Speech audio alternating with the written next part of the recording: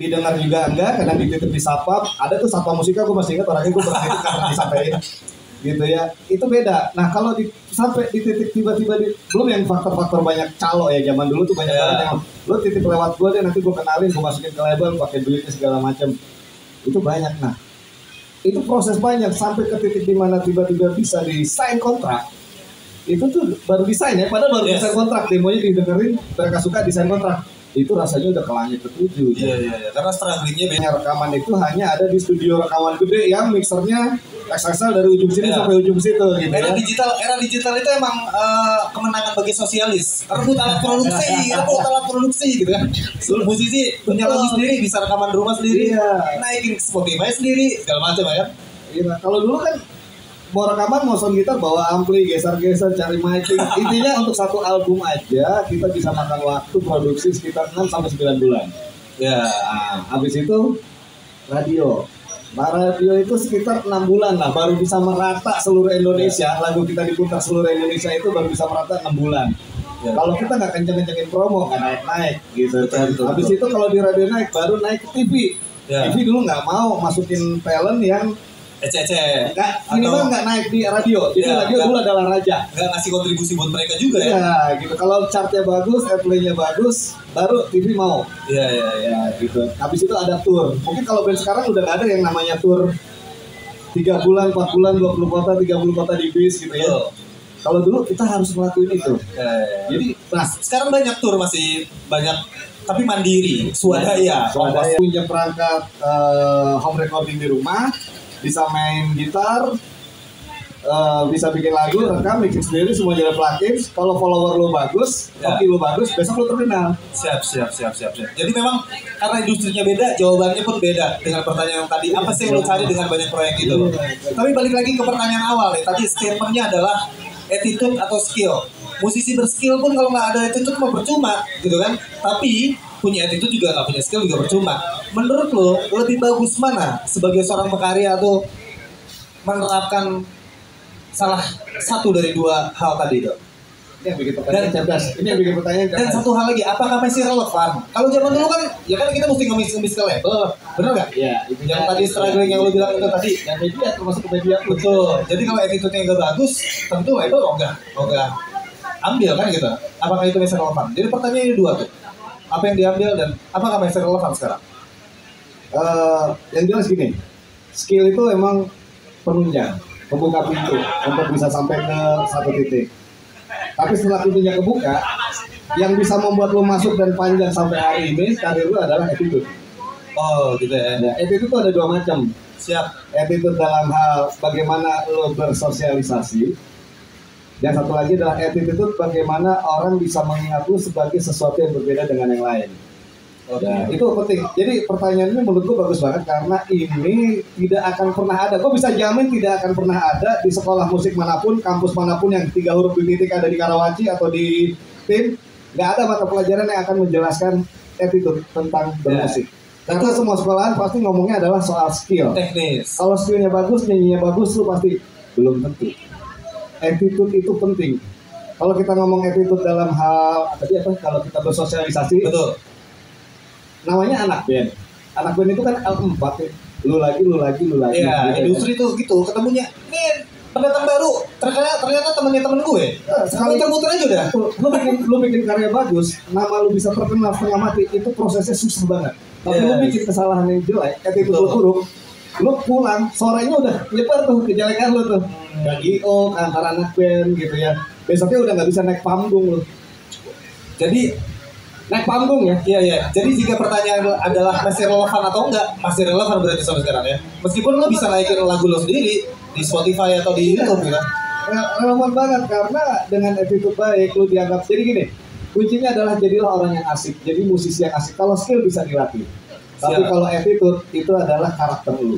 Iya. Apakah itu bisa ditemukan di jalanan? Maksudnya pertama nih sengak segala macam ya kan, terus belajar nggak dengar kata sengak.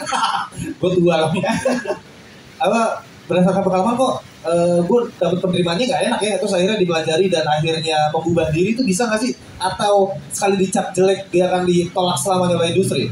Enggak juga sih, semua tetap masih ada terbuka gitu. Tapi intinya gini, selama lu punya attitude bagus, rezeki lu akan tetap terbuka. Itu dalam bersosialisasi. Tapi kalau kita ngomong attitude yang tadi gue bilang sebagai brand image, ini yang banyak juga musisi-musisi yang hanya berpikir bahwa yang penting kalau rekaman, manggung, bawa lagunya rapi gitu ya. Padahal penting juga yang namanya attitude branding image. Yes. Karena kalau kita ngomong Guns N' Roses lah. Iya, yang tadi gue bilang itu. Di antara semua personil Guns N' Roses paling lu ingat siapa? EXO, Kedua, Slash. kenapa lu bisa ingat mereka dibanding yang lain? Ya karena ya satu hal ya, mereka lead kan paling depan, frontman gitu kan. Selain itu, Sebetulnya ada lagi Easy Stradlin, dia paling kalem, paling itu dia setelah lu proses dengerin kan. Iya. Tapi untuk first time lu ngeliat Guns N' Roses yang akan teringat pada satu pulang atau lu dengar pertama kali yang pasti pertama kali ingat itu saja EXO Rose. Axl Rose Yes. dan Slash. Slash. Kenapa? Jawabannya adalah attitude mereka langsung Ya. membekas. Gitu. Jadi Kepala, ya. pada saat lu di atas panggung, lu harus tahu bahwa orang kalau sudah nonton lu manggung, berarti kuncinya mereka tidak hanya mendengarkan audio tapi visual. Visual. Jadi gimana caranya orang kalau pulang dari nonton lu, biarpun bandnya belum terkenal, tapi minimal pada saat itu penonton pulang, tadi band yang nomor itu vokalisnya asik ya. Tadi yang itu tuh gue seneng banget lihat basisnya gayanya. Itu adalah attitude di panggung. Ini adalah attitude dalam arti membentuk branding image. Ya. Kalau attitude pertama adalah attitude bagaimana kita bermasyarakat, bersosialisasi antar sesama musisi di industri. Jadi ini penting. Jadi sebetulnya pengertian attitude itu sendiri tuh luas ya. Luas. Attitude dalam lo Luas banget. branding image Udah ya? sebagai masuk sekolah kita Masuk sekolah ya. sebagai branding image sebagai performance pun sebagai alat sosial bersosial. Karena kalau sosialisasi bagus, akhirnya orang tidak akan mempermasalahkan skill lu atas kekurangan lu. Ya, Gue mendingan kalau ada acara-acara, gue ngajak lu deh atau ngajak Agus. Karena asik, karena asik. Asik aja. Oh iya lagi Bandnya mau nanti manggungnya fals atau apa itu nomor 7.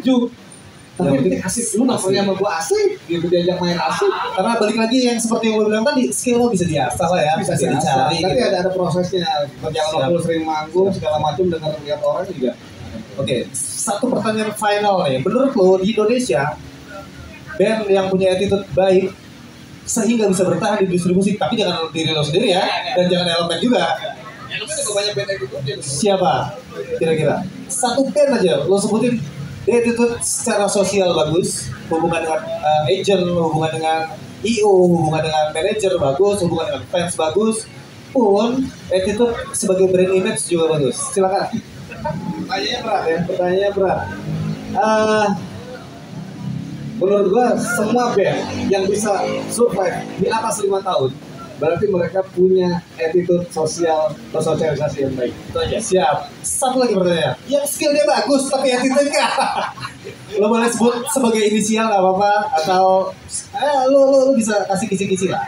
Kalau usah disebut nama juga nggak apa-apa. Oke.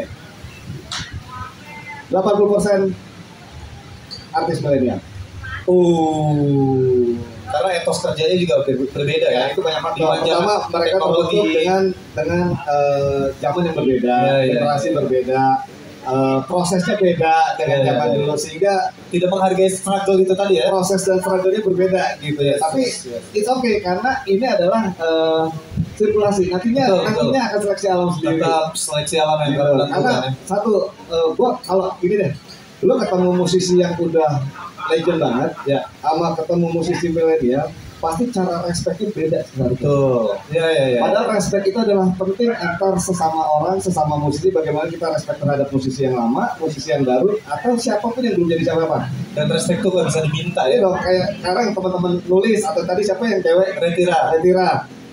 Kita harus tetap respect. Kenapa? Kita nggak pernah tahu besok pagi dia dikasih anugerah sama Tuhan, lagunya meledak, Iya jadi sesuatu. ngalahin Pamungkas. Sudah jadi sesuatu sebetulnya kalau nulis ini. Menurut Iya. gua. Jadi kita harus selalu respect sama siapapun, Iya. supaya tidak jatuh panggung. Siap. Oke. Di sesi ini ada sesi Q&A juga. Yang mana malam hari ini Ya. semoga bisa dipetik isi omongannya Iya. bahwa skill tanpa attitude juga nothing, Nanti. ya kan? Dan bahwa attitude itu masih relevan sampai sekarang. Meskipun lo bisa naikin sendiri lagu lo Spotify, Yes. lo bisa rekam sendiri tanpa bantuan label ya. Iya. Sekali lagi thank you. Thank you. Semoga The Other Side, Nulis dan Retira jadi sesuatu di masa depan. you. Selamat malam, saya Eno. Sampai jumpa di Hardcoustic berikutnya. Assalamualaikum warahmatullahi wabarakatuh. Wow.